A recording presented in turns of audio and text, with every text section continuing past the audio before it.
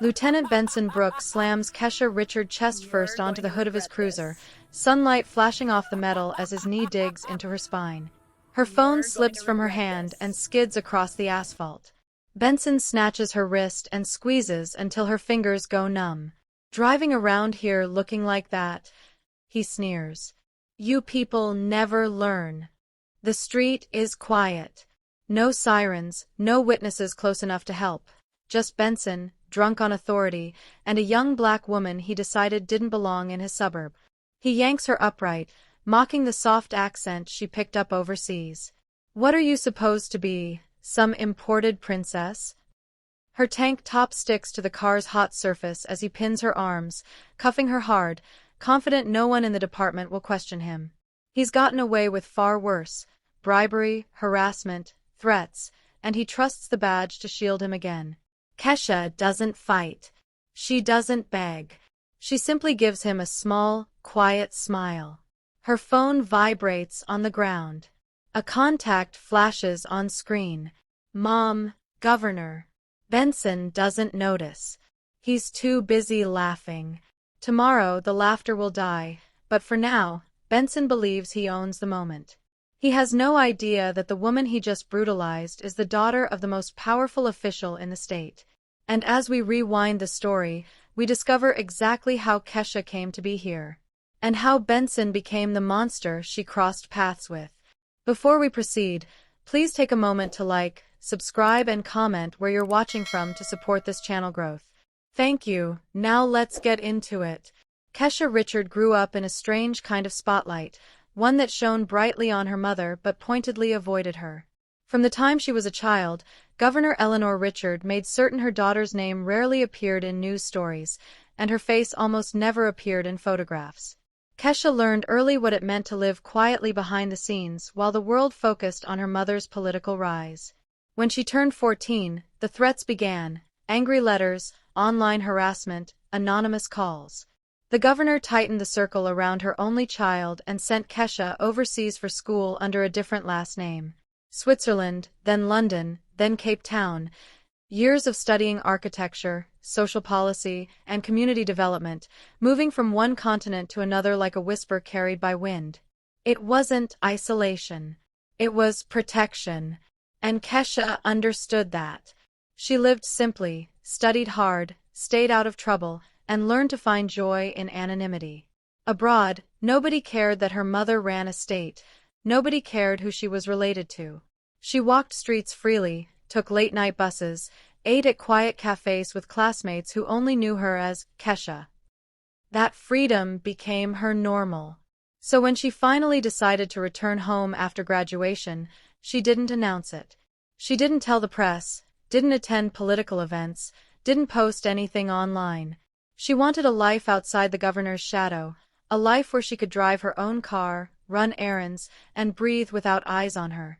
She thought America would let her do that. Across town, in the cramped locker room of the 5th Precinct, Lieutenant Benson Brooke was already having a morning that would scorch itself into the department's memory.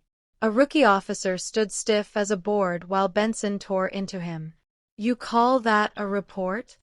Benson snarled, slamming a clipboard onto the table. "My kid could write better than this, and he can barely spell his own name."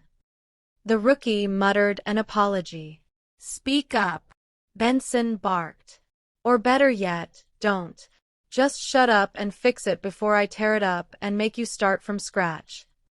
2 other officers walked by, heads down. No one intervened. No one ever did. "You don't cross Lieutenant Brooke." That was the unspoken rule. Minutes later, downstairs, a young female clerk named Maya was organizing files when Benson cornered her near the copy machine. He leaned too close, breath thick with arrogance. "New perfume?" he asked, dragging his eyes slowly down her blouse.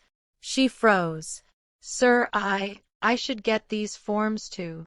Benson smirked. "Relax. I'm just appreciating good work ethic. And other things." She murmured an excuse and hurried away, shaking. No one stopped him. Everyone pretended not to notice. By noon, He was outside a local auto shop, leaning against his cruiser while the owner pushed an envelope into his hand. "Appreciate you looking after us, Lieutenant," the man said nervously. Benson tapped the envelope, smirked, and pocketed it without shame. Neighborhoods safer when people show a little gratitude.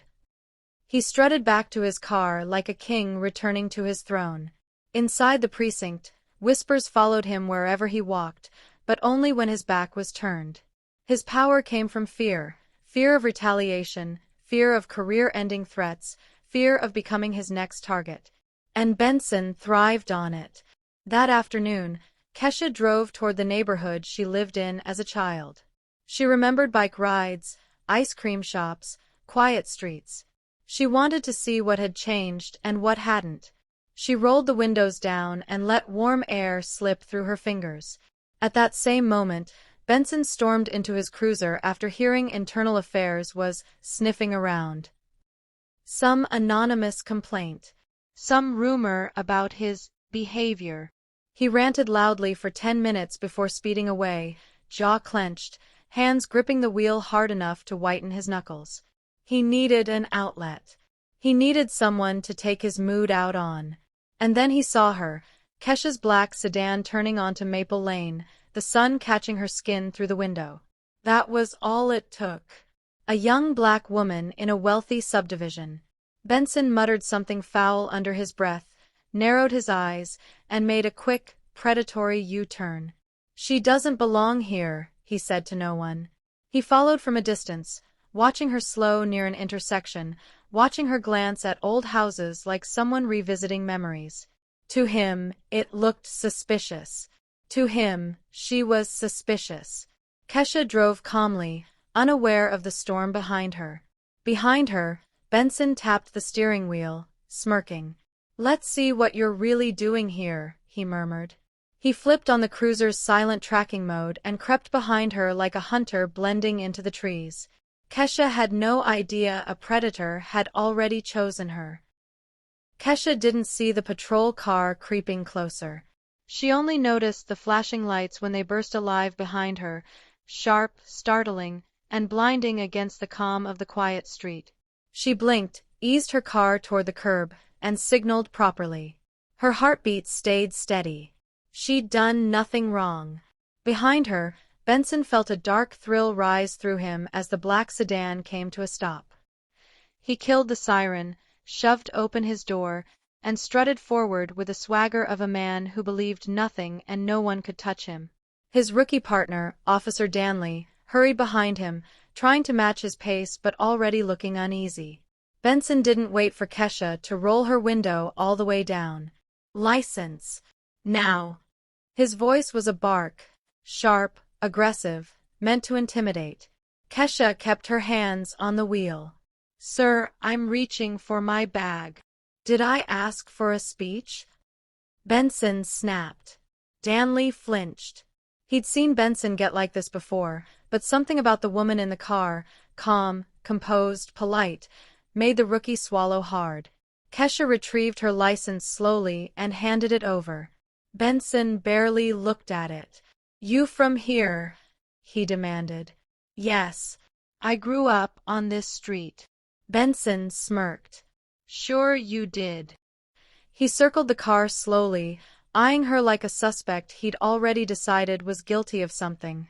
Anything. Kesha inhaled quietly. She'd been stopped abroad before. She'd dealt with stern officers and strict rules. But this felt different. There was something in Benson's eyes that wasn't about law or procedure. It was hunger. The kind a predator had. When he returned to the window, his lips curled into an ugly half-grin. "Trying to sound American now that you're back? Cute." Kesha blinked.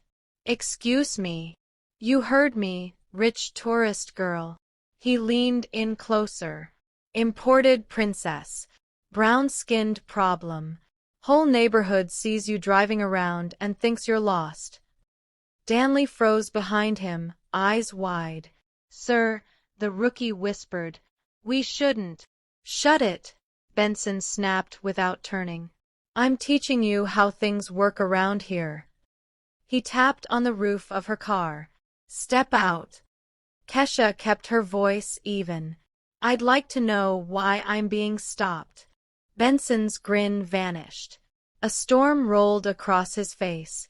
"You're talking back? I'm asking a question." "That's it."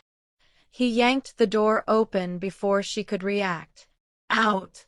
Kesha stepped out slowly, her posture still relaxed.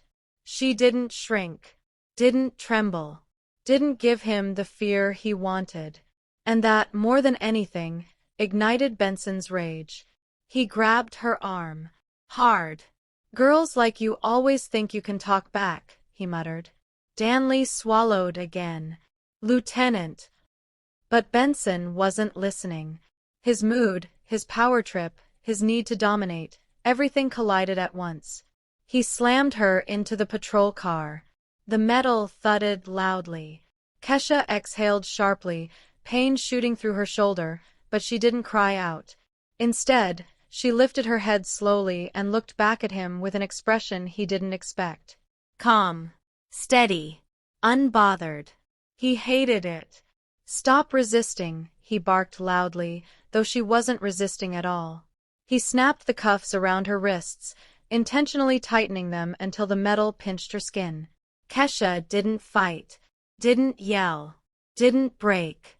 Her silence pressed against him harder than any struggle would have. Benson shoved her again. "Look at you, little Miss Perfect. Too good to be scared, huh?" She smiled. A small, soft, almost amused smile. And Benson's face twisted. He wanted fear. He needed fear. Without it, he felt exposed, like his authority had cracks he couldn't patch. He pulled her upright roughly. "You think that smile helps you? Think it makes you better than everyone?" She said nothing. The silence enraged him. Across the street, a jogger slowed his pace, pretending to tie his shoe. His phone tilted just slightly, recording everything. He couldn't interfere, but he could watch, could capture, could witness.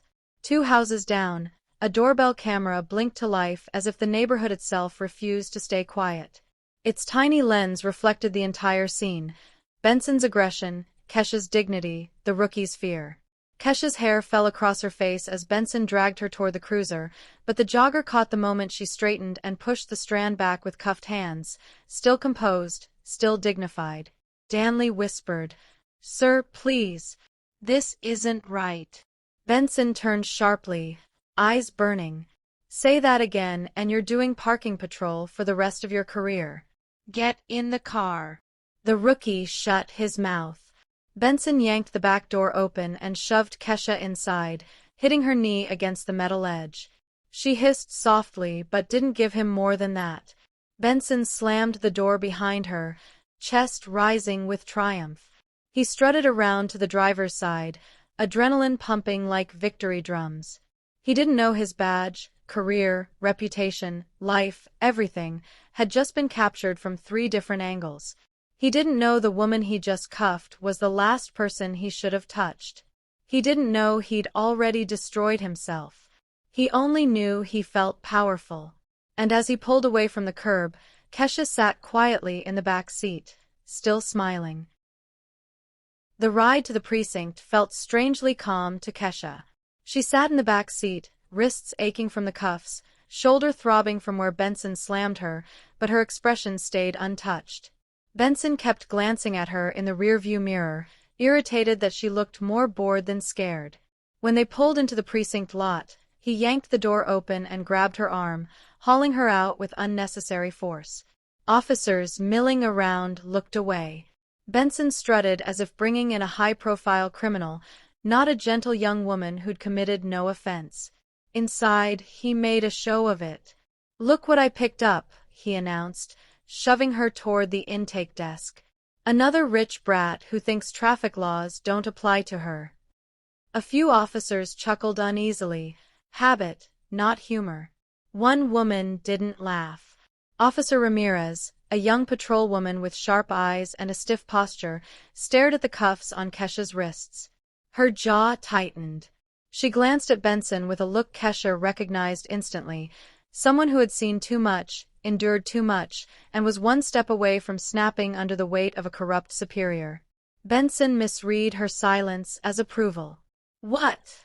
he barked. "Never seen entitlement before?" Ramirez didn't answer. She only stepped closer to Kesha, lowering her voice. "Are you hurt, ma'am?"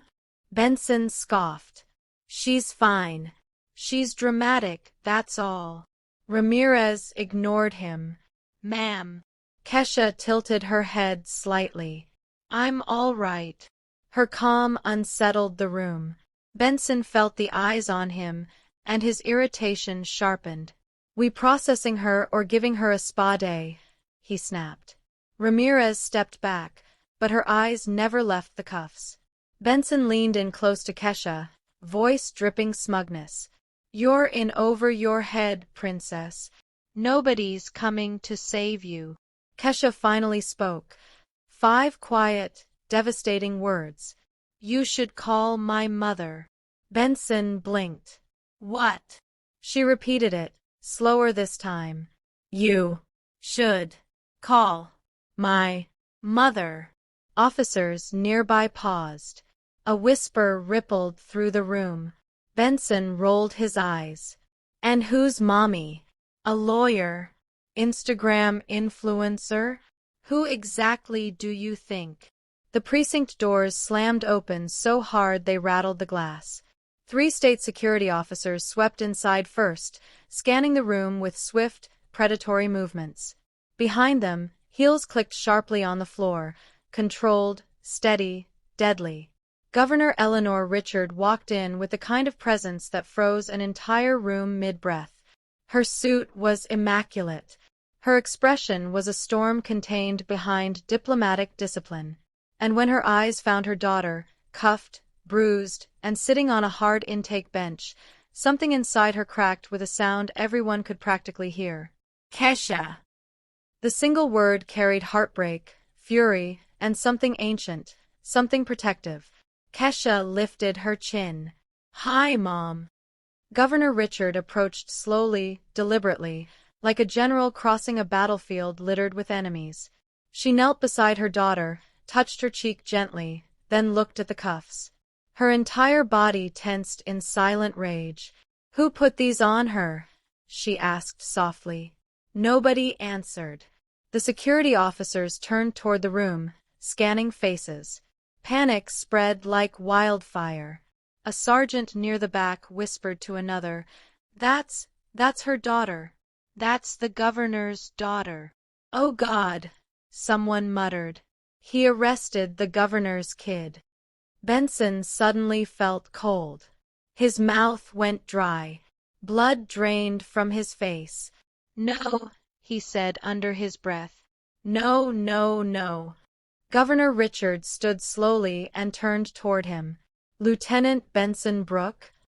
He straightened instinctively. This is a misunderstanding." Her voice was icy steel. "You assaulted my daughter, unlawfully detained her, and racially profiled her on a public street." "And no, ma'am, she was acting suspicious." "Suspicious?" The governor stepped closer. "For driving, for breathing, for being black in the wrong neighborhood." Benson stammered. "Ma'am, please.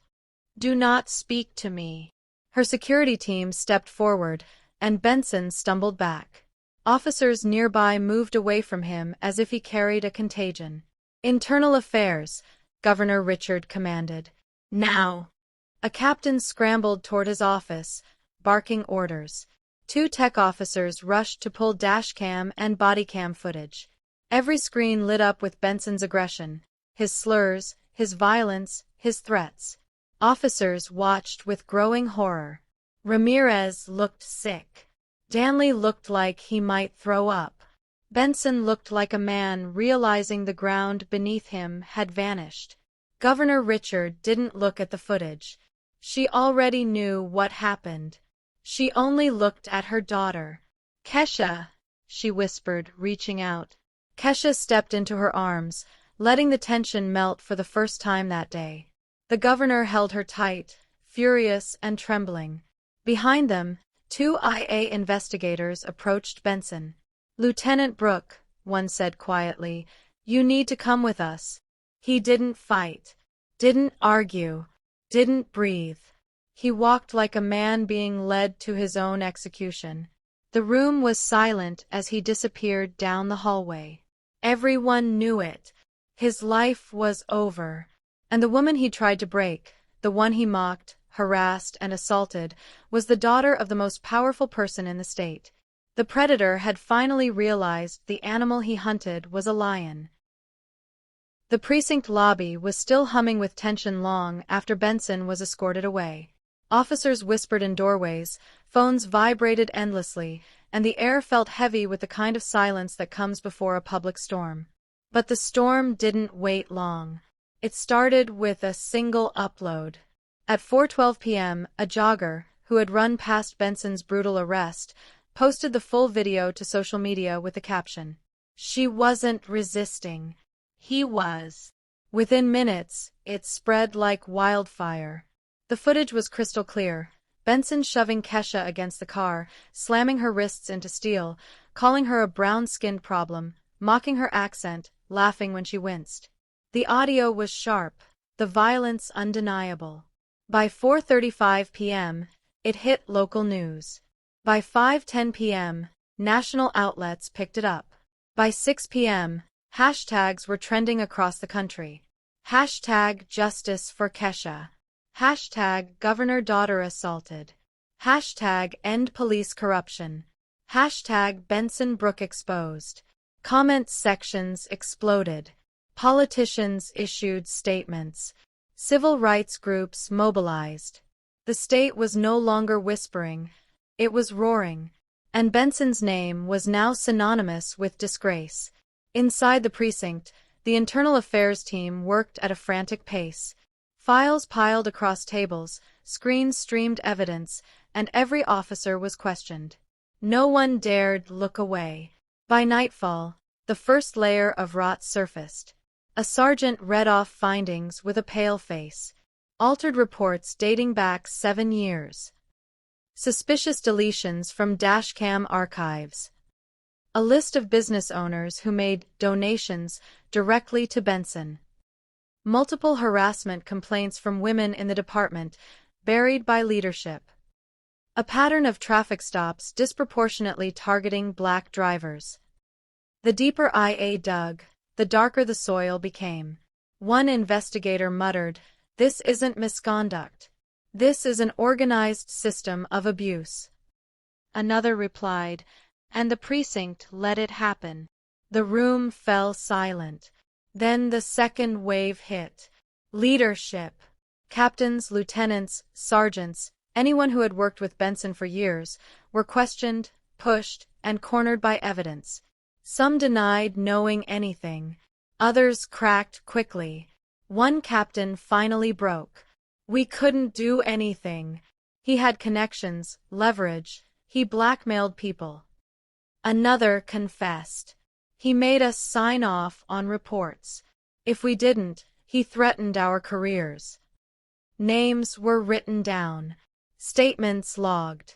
Careers began to crumble like wet paper. And still, more revelations came to light. A young officer, barely 6 months into the job, stepped into the interview room with trembling hands. His name was Officer Kane, the quiet rookie Benson berated earlier that day. IA asked him to speak freely. He swallowed hard. "Lieutenant Brooke told me if I ever reported him, he'd make sure I never wore a badge again." "And what did he do to make you believe that?"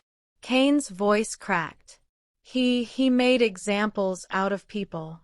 He ruined them. Got them reassigned, suspended, isolated."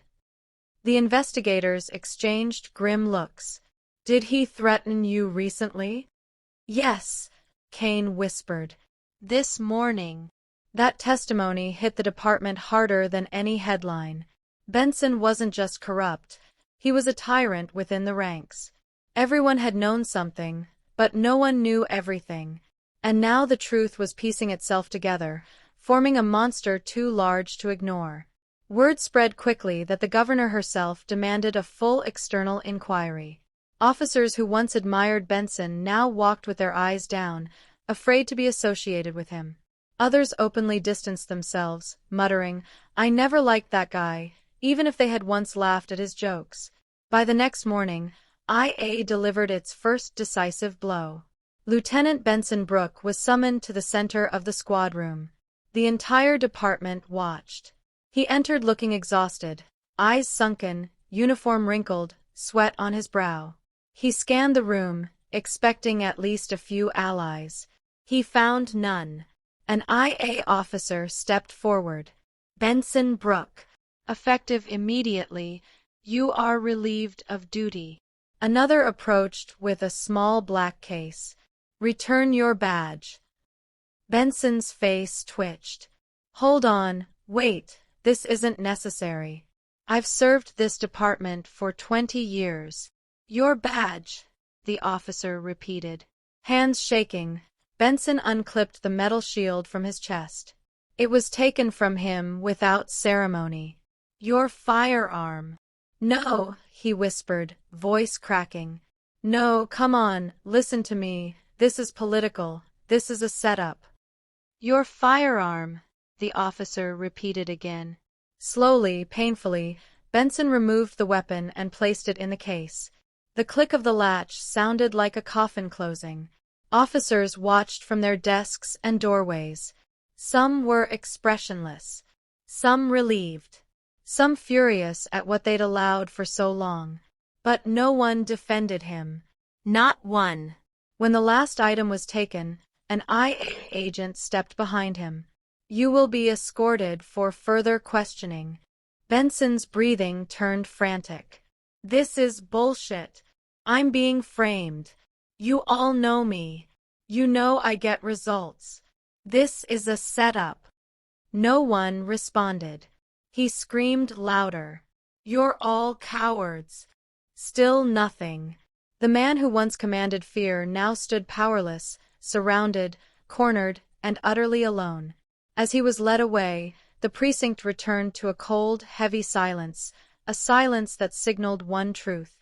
The state had turned on Benson, and there was no saving him now. The courtroom was packed, every seat taken, every aisle lined with cameras and reporters, activists and civilians alike. The air buzzed with anticipation. Behind the front row sat the families of officers Benson had bullied, women he had harassed, drivers he had stopped unfairly. On screens that flanked the room, evidence waited silently, ready to speak louder than any testimony could. The hearing began with procedural formalities, but the focus quickly shifted to the damning evidence. Dashcam footage from the arrest of Kesha Richard played first, every angle clear, every word sharp. Benson's voice rang out, the racist slurs, the mocking laughter, the cruel tone intended to intimidate. The room was silent as the clip repeated, slow and deliberate. His attempts to justify his behavior fell flat against the unflinching reality of the video. Next came the witness footage, a jogger who had captured the entire incident on their phone. The angle was different, the perspective undeniable. Kesha had not resisted. She had not protested. She had only smiled, the same small, calm smile she wore even as he shoved her against the patrol car and cuffed her harshly. The contrast between her composure and his aggression made the assembled spectators shiver. Reports from female officers and clerks who had endured his harassment over the years were read aloud. Names, dates, threats, and lewd remarks filled the air, each recounted in painstaking detail. The testimonies painted a picture of a man whose power had been built on fear and exploitation. Bribery evidence followed, documents from business owners and precinct records showing illicit payments that had kept him untouchable. The weight of the presentation was crushing. Benson, once a man who had thrived on dominance, sat rigid, face pale, hands clenched, unable to find a single word to defend himself. Every lie he had told, every threat he had made, every abused badge of authority was now illuminated under bright lights, undeniable. Finally, the verdict was read. Benson Brooke was fired from the police department with immediate effect. A recommendation for criminal charges was submitted to the Attorney General: civil rights violations, assault, harassment, and bribery. Murmurs and gasps echoed through the courtroom. He slumped in his chair, the realization hitting him that the institution he had controlled, manipulated, and terrorized for years had abandoned him entirely. Outside the courthouse, Kesha stepped onto the steps, flanked by her mother and legal counsel. Flashbulbs popped, cameras whirred, reporters shouted questions. She paused, lifted her chin, and addressed the crowd. "I am not just one person," she began, her voice calm but firm. "I represent every individual who has been silenced, threatened, and mistreated. Power without accountability destroys communities. Justice without courage is meaningless. Today we take a step forward, not just for me, but for all who have endured abuse and injustice." Her words carried weight. The crowd listened, riveted. Social media erupted as the video of her speech went viral within minutes. Hashtags celebrating justice, dignity, and accountability flooded feeds nationwide. Kesha became a symbol, not only of the governor's daughter who had endured, but of a larger fight against systemic abuse. Meanwhile, Benson sat in a holding cell, watching the news unfold. The same footage that had humiliated him in the courtroom now replayed endlessly on television screens across the state. Each image of Kesha, composed and graceful, each clip of her smiling calmly, stabbed at him like a quiet accusation. He had underestimated her, dismissed her, and now she had become untouchable while he had become irrelevant. He replayed the arrest in his mind, the shove, the cuffs, the laugh he had thought would intimidate her. The memory that had once made him proud now only served as a reminder of his failures. The system he had manipulated, the colleagues he had bullied, the women he had harassed, all of it crumbled in a matter of days. And Kesha's image on the screen, smiling with poise and dignity, mirrored the quiet, unshakable smile she had given him that warm morning, the smile that had hinted, even then, that the predator was about to meet his reckoning. In that moment, Benson realized the truth. He hadn't just arrested the governor's daughter. He had inadvertently arrested his future. Every advantage he had wielded, every shield of power, every act of intimidation had led him here. Alone, powerless, and watched by the world he had sought to control. Outside, Kesha descended the courthouse steps, cameras flashing, supporters cheering. She lifted her hand in a small wave, not triumphant, but deliberate, poised. Justice had been delivered.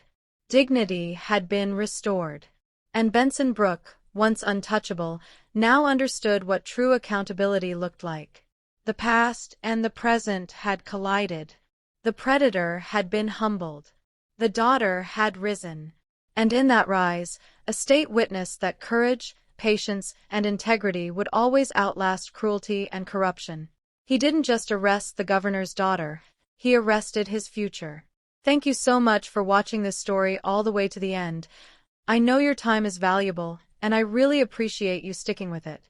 Now, I spent hours putting this video together, writing, editing, making sure every detail was perfect just for you. If you enjoyed it, the least you can do is hit that like button and subscribe. Seriously, it takes just a second, but it makes a world of difference for someone who poured their heart and time into this. Don't let all that effort go unnoticed. Show some love and support.